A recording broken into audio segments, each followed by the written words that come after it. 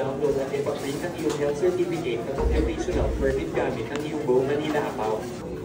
Sir, yung block po na. Yan. Mga paalala pagkatapos may isagawa ang mga laboratory test para sa health certificate. Para sa mga nag-apply ng white card at green card, siguraduhin na kumpleto ang mga nasa checklist bago umalis ng laboratorio.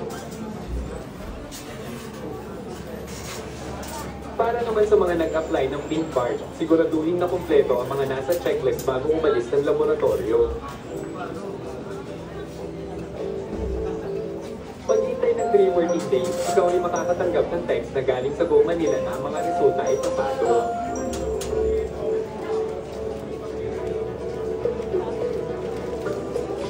Halimbawang text na galing sa Go Manila na ang iyong mga resulta ay pasado.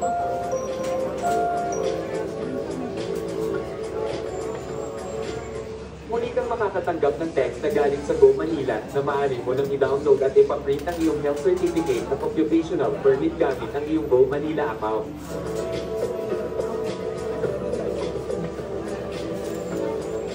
Halimbawang text na galing sa Go Manila na maaari mo nang i-download at ipaprint ang iyong occupational permit at health certificate.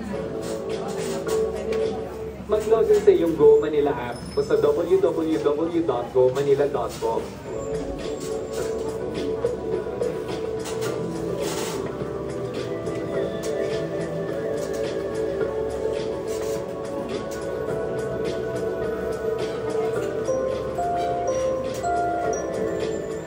I-click ang history tab pagtapos naman ay click ang receipt box.